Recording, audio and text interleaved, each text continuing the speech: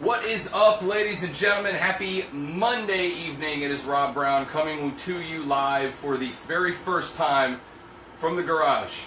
It's the spot, the man cave, if you will. I'm just calling it the garage, though, because it's one of those places that everybody's going to be welcome to come hang out with us. But hey, I'm glad you're joining me. Let me fix the camera here. This is going to be a work in progress as we go, mainly because I'm kind of making this all up. I guess the camera's gonna fall. I'm telling you, man, this is just gonna be made up as we go. What's up, Chris and other Chris? Good to see you guys, and looking forward to having y'all be a part of the show.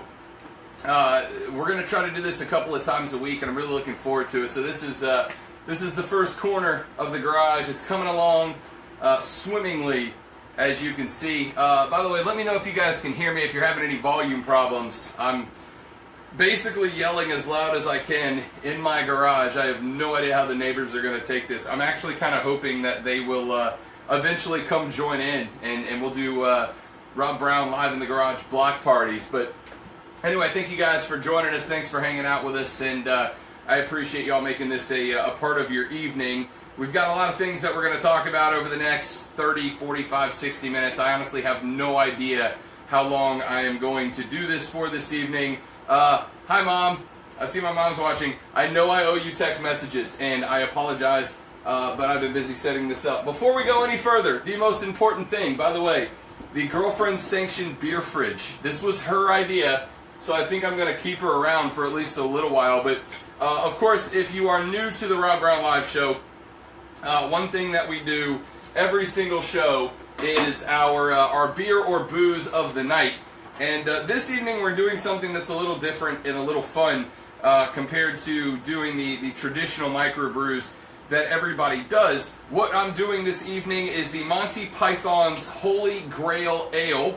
Get a look at that there. This was actually brought back to me, speaking of the girlfriend-sanctioned beer fridge. This was brought back to me from Tallahassee by the girlfriend, and I've actually been saving it to do the first show. Full disclosure, I've actually already drank one, and they're pretty good, which is why I'm making it the beer of the night. It's better than I thought it would have been, which isn't really surprising at all because everything Monty Python does is perfect. So if you have not seen Monty Python and the Holy Grail, then you have not seen comedy yet, and I feel bad for you. So anyway, wanted to make Monty Python's Holy Grail Ale our beer of the night. My favorite thing about this, and the one reason I saved it for beer of the night, tempered over burning witches. If you get that joke, you're in good company. If you don't, we're going to need to work on who it is that you hang out with. Just so you guys know, I do have the laptop going down here, so I will be watching your comments as they come in on our live video. So make sure that as we go, you comment live while we make this video, and I want to hear what it is they have to say, and I will respond to you guys as we go forward. I see Chris and CK out there. My man Ben is out there, says he's got the same bottle opener. Yeah, you know, you got to keep it handy. You see, we've started decorating the girlfriend-sanctioned beer fridge, and this was, again, entirely... She put that up there. It works well. All right, a couple of things that I want to talk about this evening that I really kind of wanted to make the focus of all of this, and it's going to be the Mayweather-McGregor fight. I got into this topic in the video that we made a couple of nights ago, and I wanted to dive into it a little bit deeper now that we've all had some time to kind of think about away from the press conferences and away from the media hoopla that's been taking place. I wanted to talk a little bit about the McGregor-Mayweather fight that's taking place in a couple of weeks. And Josh, my man Josh Gay, who was commenting earlier, I think had the best take and the best thought on it, and it was this. This fight is nothing more than real-life clickbait taking place. That's really all it is. It is real-life clickbait. And so, I'm assuming everybody knows what clickbait is. If you don't, think about it this way. When you're cruising online articles and you see one of those articles that says something along the lines of top 15 reasons that you'll be shocked to find out this, or number 7 will blow your mind. That's what we call clickbait. It's where they try to lure you in with something on the surface that seems intriguing, and then once you start going through, you realize it's really kind of dumb, but it doesn't matter. You've already been sucked in, and all they need is the page view. That's exactly what this is. That's exactly what this is. This is this is real life clickbait.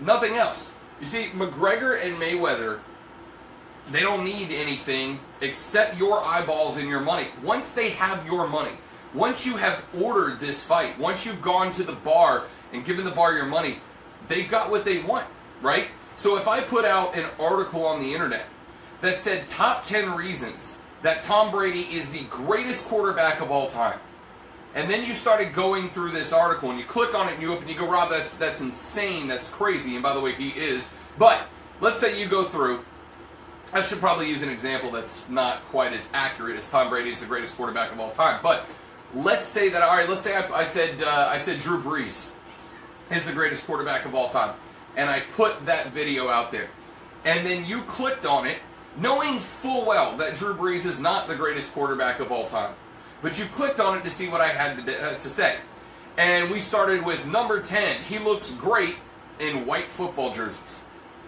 Number 9, he won that one game back in 2006 when the Saints came back from Hurricane Katrina. Okay, these are great things about Drew Brees, and these are things that I believe about Drew Brees, but it doesn't make them accurate. Ergo, that's clickbait, right? That is clickbait. So this fight is real life clickbait. In that once you start watching the fight, once McGregor, once Mayweather have their split of your $99? I think somebody the other night said it was like $110 or some stupid ass number to purchase that fight to watch it at home. Once they have your money, it doesn't matter if the boxing match is good or not. And pro tip, it's not gonna be. It's gonna be terrible. Like, sincerely, it's going to be awful, and I want you to know that in advance. So, for those of you who are forking over your $99, for those of you who are going to be going to the bar and buying beer and buying chicken wings or whatever, for those of you who are going to be participating in that fight, please know in advance, it's going to be terrible, you're not going to get your money's worth, and at the end of the day, neither one of those two jackasses care. Neither one of them, right? Now, Floyd Mayweather, in my opinion, is a, what's the word, douche of a human being. He's just not a good dude. He's just not. So I'm not giving him money even if he was about to put on the greatest fight that's ever been fought. It's not going to happen, right?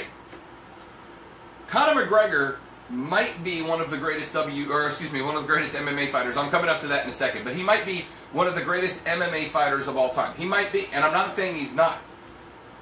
But this isn't an MMA match. I'm not watching Conor McGregor be one of the best in the world at what Conor McGregor does. I'm watching him be one of the most mediocre in the world, fighting one of the best in the world for no reason other than these two guys recognize, yo, I'm getting fat stacks when this fight's over. That's it. That is the only reason. There is no other reason. There is no other point. So no, I have negative interest in this fight. Seriously, negative interest. My man Chris says, I'll be watching WWE instead. Chris, yeah, me too. I have more interest in WWE SummerSlam on August 20th than I do in the McGregor-Mayweather fight. And that's coming from a boxing fan. Those of you who have followed me, and I think I talked about this the other night in the Mayweather, or excuse me, in the intro video setting up this this episode.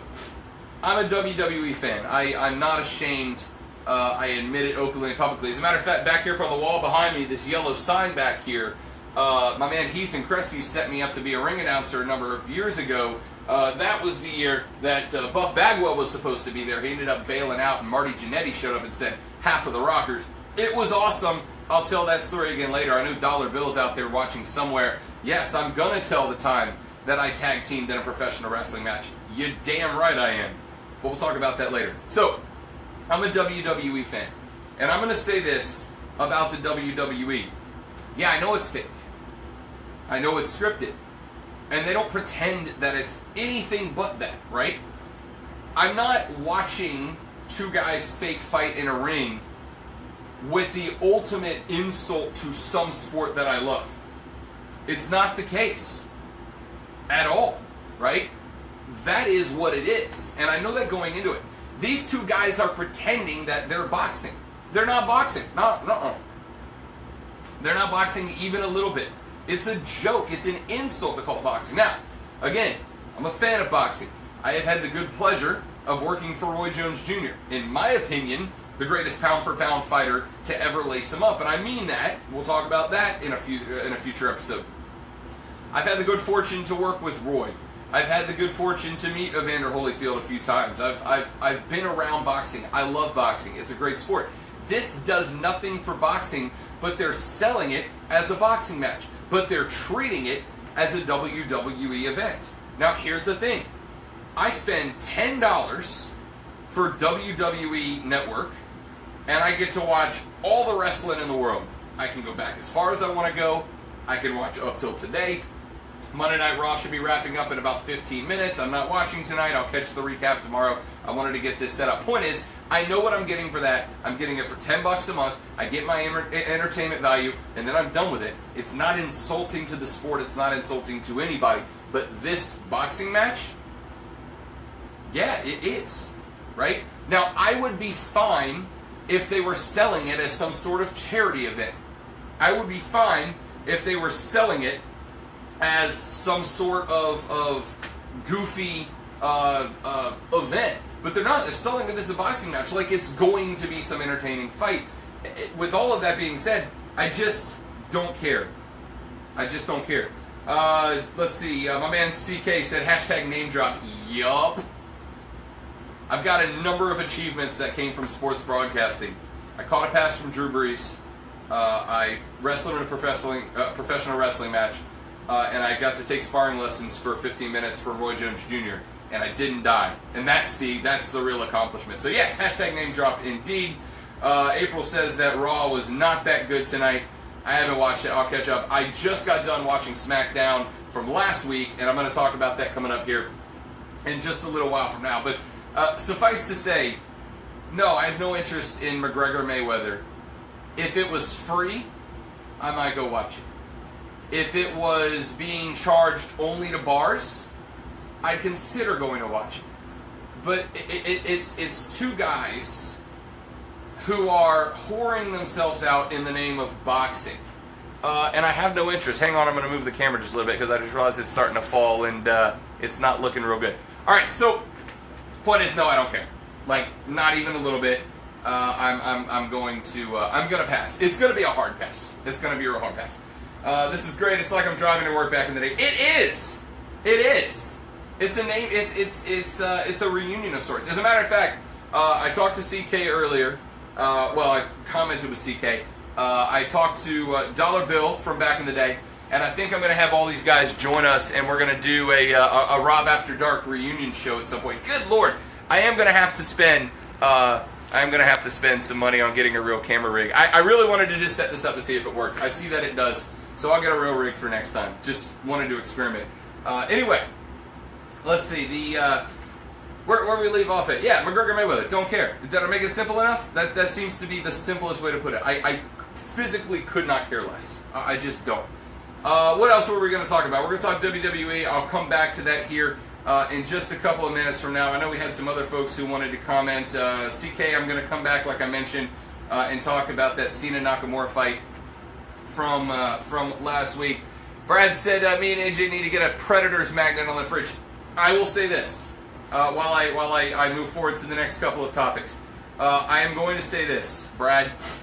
This is an ongoing project, and those of you who know me personally and know where I live, send all the stickers you got. Bring them all. We want to cover this. This again, the girlfriend-sanctioned beer fridge, and this was her idea. So send the stickers.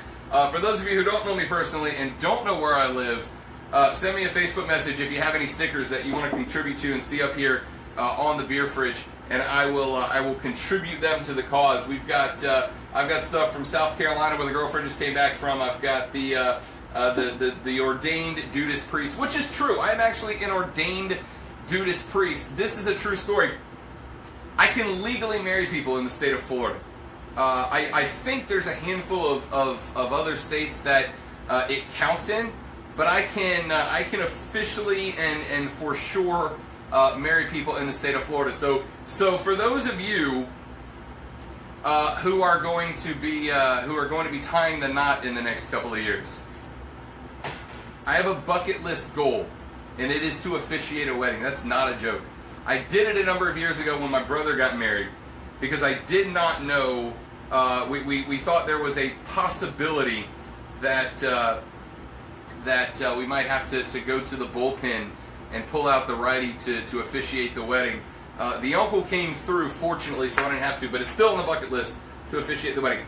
Other topic we're going to get to tonight, and this is one that is, as of now, without question, and it's almost too much that I can't even pass over it. This is probably one of those things that, if I was still on the radio, I would say is a subject and a topic I'm not going to get to. Not because I don't want to, but because every other radio show host in America is spending an hour at a time on it, and there's no need to put a bunch of time and effort into it. It is the Colin Kaepernick story. I know. Bear with me. I'm going to make it real simple. Colin Kaepernick is not a Pro Bowl caliber quarterback. Colin Kaepernick is a good enough quarterback to be at least a backup on an NFL team. But see, that's where he screwed up. If Colin Kaepernick was good enough to be a starter in the National Football League on a team that was at least a playoff contender, then Colin Kaepernick would be on a National Football League team tonight.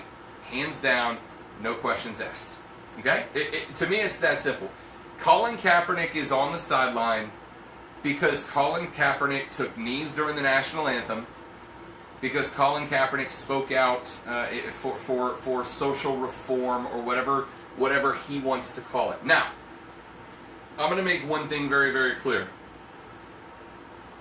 I was starting to fuzz over, sorry. I'm going to make one thing real clear. I don't have any issue with Colin Kaepernick doing what he did, or saying what he said, or acting how he acted. I don't care. It doesn't bother me at all. Okay? For my own political reasons, which I'm not going to get too much. I know I said I was going to talk politics, and there's time and place. I'm not going to get into it now. But for my own reasons, yes, I believe that the things that Colin Kaepernick said were a problem are a problem. I believe that. Okay? And so, therefore, I don't have an issue with Colin Kaepernick taking a knee. But here's the thing that I would say to Colin Kaepernick, and I would say to every single person who is watching all of this right now.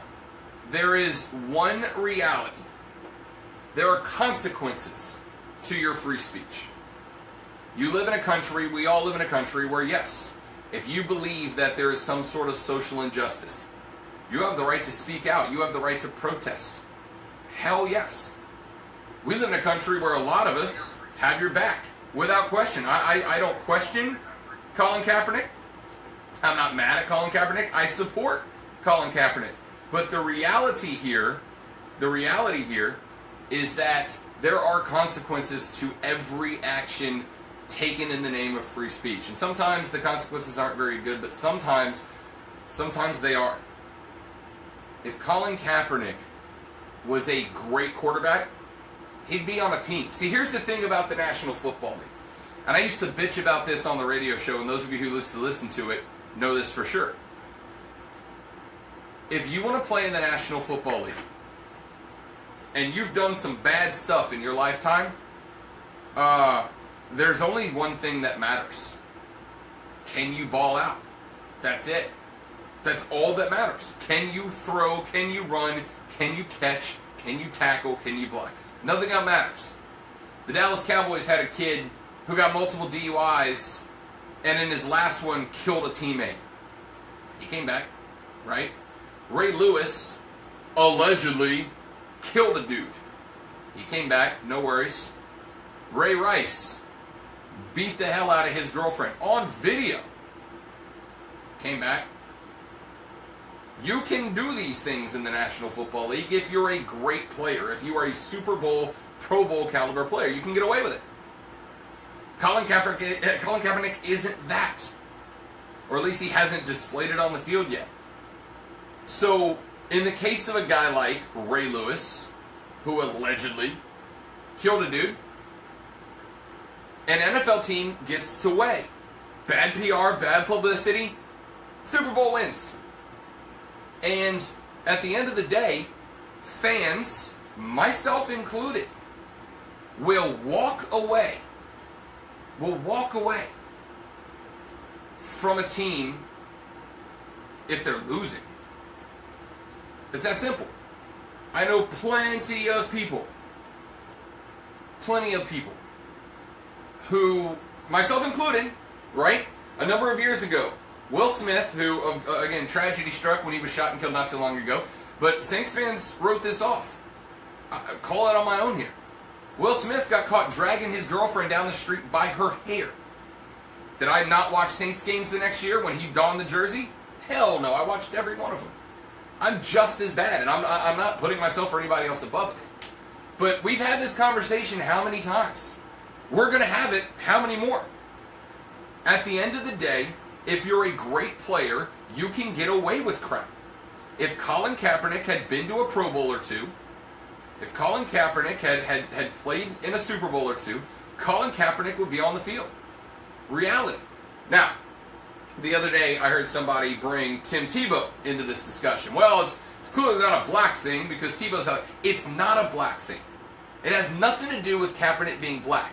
The issue that he protested was an issue regarding the African American community. There's a lot of white people who are protesting the exact same thing. What happened with Kaep is that he disrespected, depending on who you ask, he disrespected the American flag, he disrespected the national anthem, he disrespected whoever. Now, whether you agree with that or not is irrelevant. The majority of the country feels that way and feels that he did. And so NFL teams have to say, all right, whether he stands for the national anthem now or not doesn't matter anymore. He has a reputation. He has an image.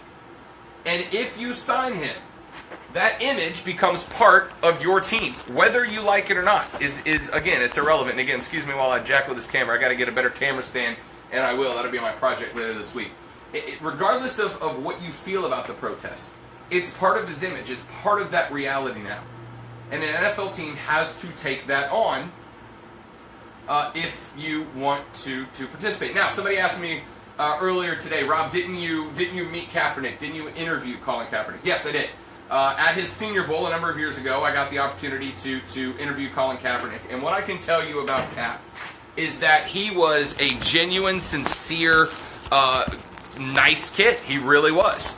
During the time there, as far as I can recall, and again, I apologize for the technicality of the works in process here, the dude was impressing NFL scouts. He was impressing coaches.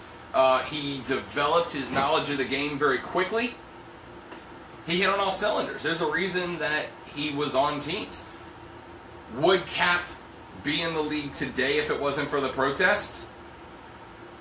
Probably. As a backup?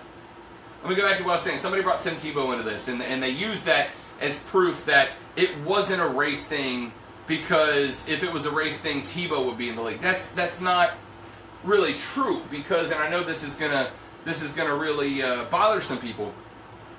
Tim Tebow's not that good of a football player, right? He's not that great of a quarterback. He's frustratingly and maddeningly inconsistent. Great human being. I love him a bunch. I've had the chance to meet him. He's an awesome dude. All those things that Vern Lundquist and Gary Danielson used to say when he was playing ball, all of those things are totally and completely accurate. They're all true. He's not a good quarterback, though. He's not an NFL caliber quarterback. Colin Kaepernick is, as a backup, as a second string guy, but Kaepernick is. Ethan Cross. Miami probably would have signed Kaep. If there was not the controversy around Kaepernick, yes, I believe Colin Kaepernick would be starting for the Miami Dolphins right now. I agree with you. But there is, and he has to deal with that. Once again, and I hosted, for those of you who missed it, I hosted a political talk radio show for about a year and a half or so before I got back into the new game. And one of the conversations that used to come up on that show was kind of the opposite of this, right? I used to laugh hysterically when somebody would go out, like Kaep did, and make some sort of bold, grandiose statement.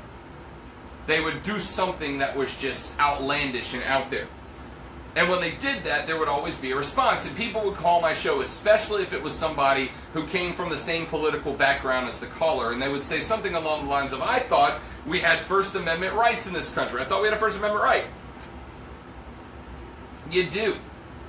But the First Amendment right does one thing and one thing alone. It prevents you from being persecuted by the government. End of story. Nothing else. Nothing further, nothing additional. It prevents you from facing jail time based on your speech. That's it. It does not protect you from losing your job. It does not protect you from losing some status in society. It does not prevent you from losing social status. None of that's protected. Yet for some reason, now, so in a case like Colin Kaepernick, was he able to kneel? Yes. Yes. He's allowed to kneel. And he's allowed to kneel today, and he'll be allowed to kneel tomorrow. And if he gets signed to a team, let's say, we're early in training camp. We're what? A week into training camp? If another team has a starting quarterback go down, you had better believe, without question, that if he's the best available option and it's not particularly close, that someone is going to is gonna sign him. Jay Cutler and Colin Kaepernick, and arguably you could say Jay Cutler's a little bit better. So I understand the Miami statement. I get it, right? I get why Miami did not want to sign him. I understand why they signed Jay Cutler. Was it the right decision? Time will tell. Was Colin Kaepernick a better quarterback? Miami's going to have to live or die by that decision this season. So it's that simple. CK says Kaepernick could have paid Miami money and they wouldn't have signed him. Again, there's always going to be that balance. There's money, and then there's image, and NFL teams have to balance that.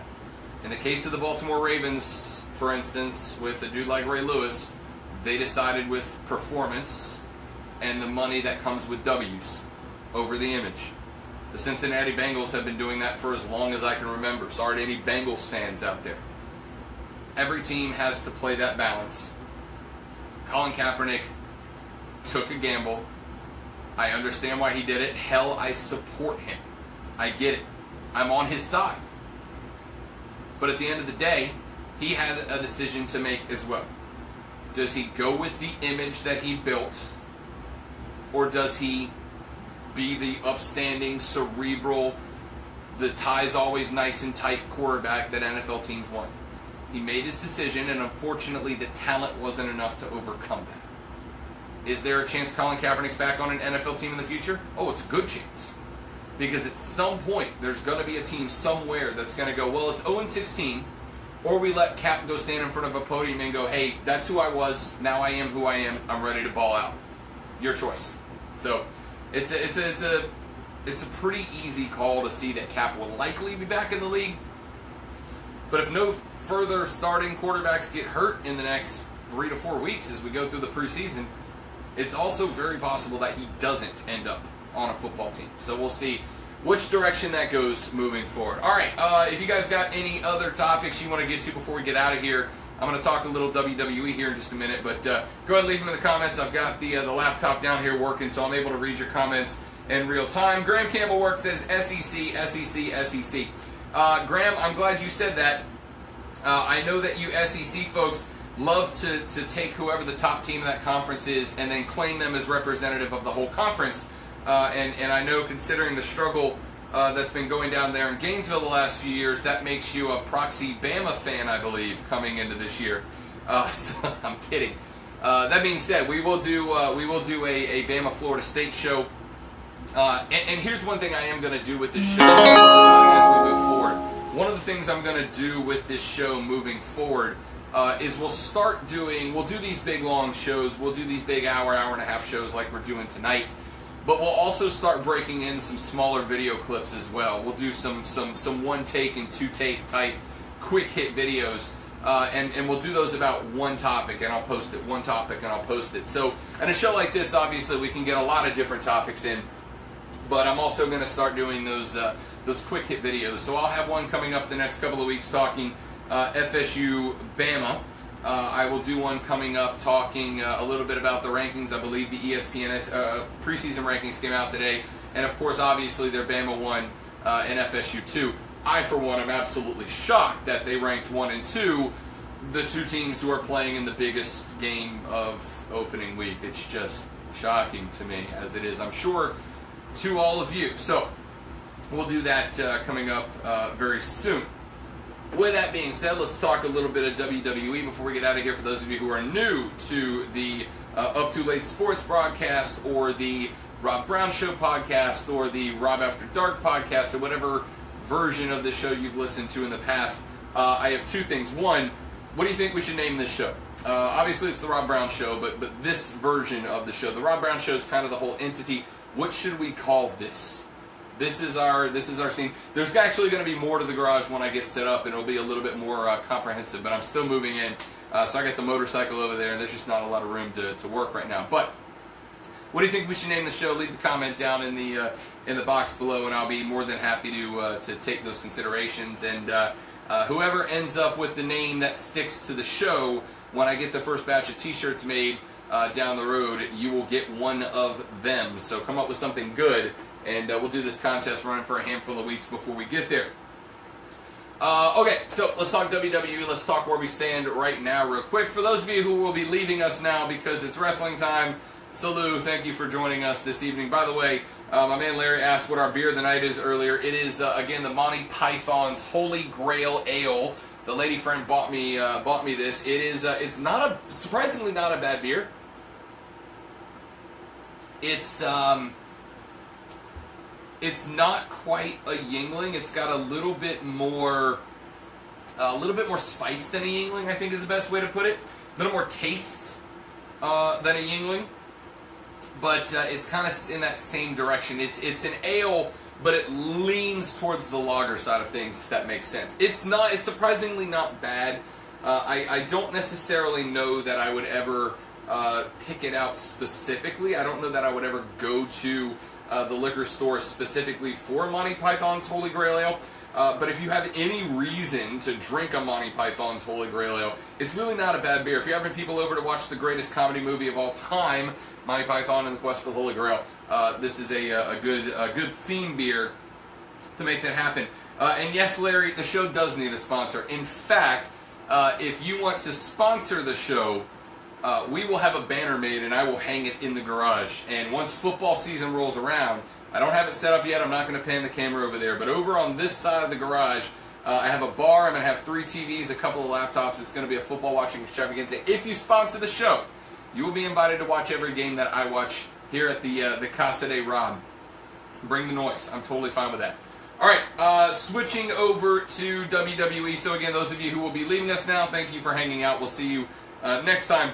For those of you non-dorks that don't want to talk wrestling, I totally understand. First and foremost, I'm going to say this. Outside of Braun Strowman, Finn Balor, Samoa Joe, SmackDown is kicking the hell out of Raw right now, isn't it? Isn't SmackDown a better show right now? I mean, top to bottom, the tag team division is better. Without question. The Usos are as good as they've ever been. The New Day is as good as they've ever been. The SmackDown division, tag team division, has so much potential there. Over on Raw, listen, I love the Hardy Boys as much as anybody. But watching Matt Hardy stammer and stumble around the ring is one of the most painful things I've ever had to do as a wrestling fan. I watched HBK retire Ric Flair. I watched The Undertaker walk away. I've seen some stuff in wrestling that you just, as a fan, kind of hit mute and sit back and try to breathe it in. But watching the Hardy Boys stumble around the ring right now is one of the hardest ongoing things that I've done in my wrestling fan career in a long time. And I love the Hardy Boys, man. I was Team Extreme all day. And they're tough. It's tough to watch them. Sheamus and Cesaro have so much potential, but it's just the same crap over and over and over and over. It's just, it's over. Real quick, Graham says, I have no idea why WWE doesn't capitalize on the full broken gimmick. It's over. It's popular. It's over in terms of wrestling.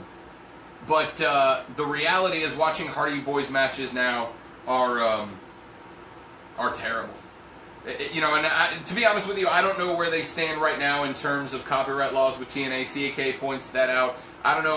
My understanding was that WWE had the broken gimmick wrapped up and was ready to go. I don't know. I personally don't care because, again, I can't watch the Hardy Boys anymore. It hurts. They're old.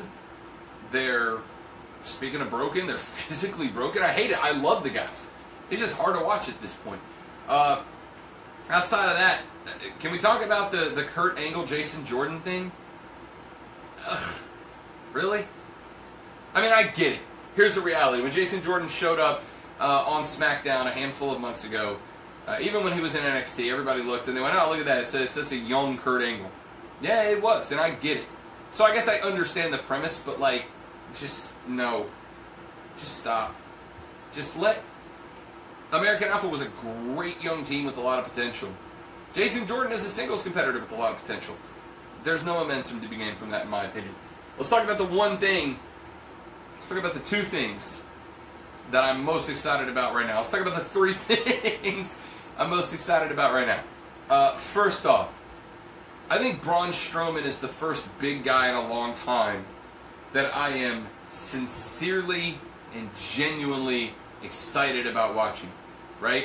He is the first dude since the Big Show return back in the day, the first dude that comes in and demolishes everybody, and it's like, yeah, I see it, I get it. Some of the gimmicky stuff like flipping up the ambulance, alright, whatever, it's a bit overrated. Him launching Roman into the side of that ambulance, that was awesome. Him throwing that security guard out of the ring last week, tossing him like a javelin. These are moments that you can hear that when Cole and Corey in the game get excited, you're like, yeah, so am I. That's awesome. That's fantastic. Braun Strowman's a monster. I am so glad Samoa Joe is getting what Samoa Joe deserves right now in terms of top tier billing. That dude is another one of the most convincing bad guys out there. In fact, I wish that Joe and Braun weren't coming up at the same time, because I wish they could each get time. But having those two monsters against each other with Roman in the middle, and of course with Brock now and Heyman pulling the if he loses I'm out thing, I don't really care if Brock Lesnar comes or goes, whatever. I could take it or leave it. I'm kind of over Brock.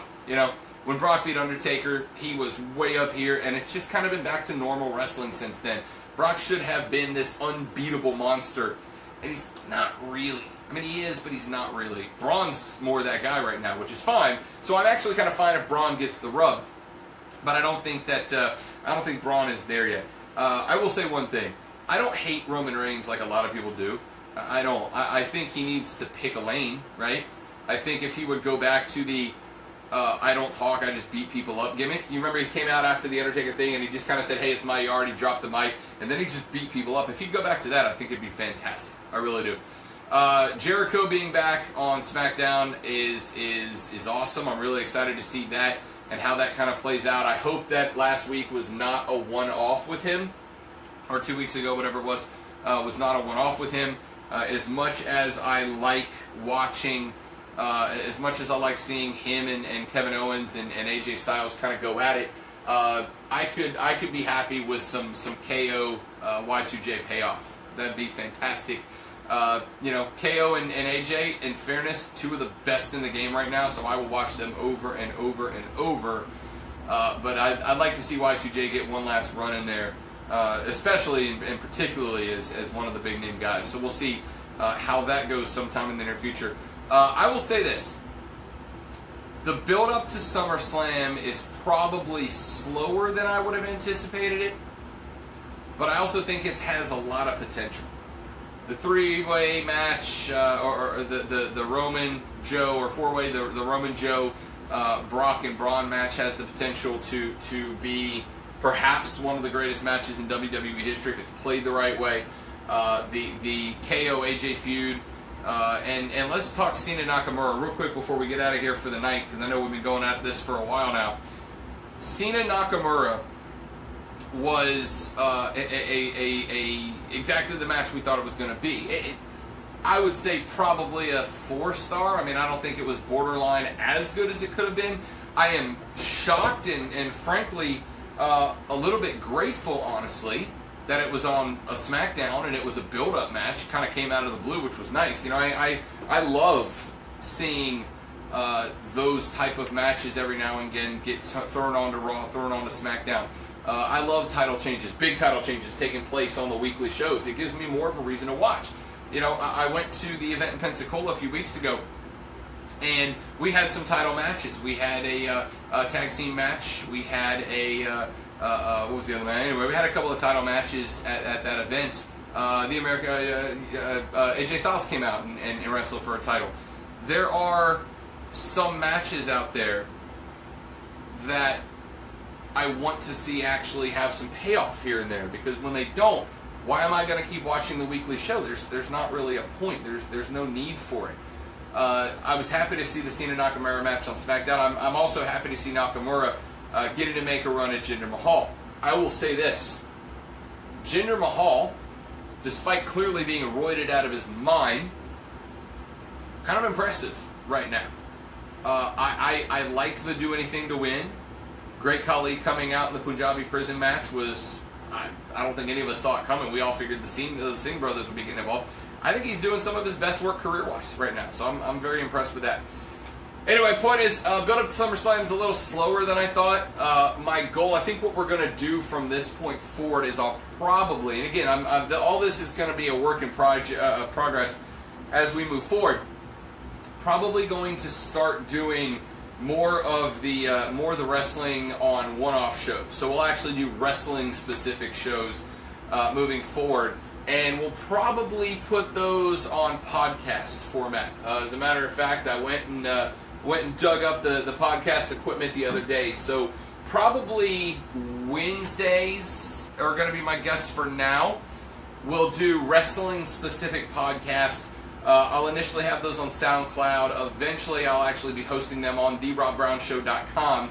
I do have the website. I've got the naming rights to the website, therobbrownshow.com. I'll have that bumping along coming up here soon, and I'll start hosting the podcast and the vlogs and the video logs and all that over on the website. But so you wrestling fans, Wednesday, probably late afternoons or nights, I'll lay down 30 to 45 minutes, just kind of wrapping everything up. We may do, actually, in fact, I would go ahead and count on SummerSlam Day. I'll probably put a SummerSlam preview out either on the Friday night or sometime Saturday during the day. So you wrestling fans, come back for that. In the meantime, I'll turn you guys loose because I know we've been going at this for a while. Do me a favor. Leave your thoughts, your comments, your concerns, questions, considerations, critiques, whatever you got for me. Drop them in a comment below. Leave me a Facebook status. I'm going to come back and read all of those, and you guys will shape the next show. I'll always have some topics I want to get to, obviously, but you guys will consistently help me shape the next show.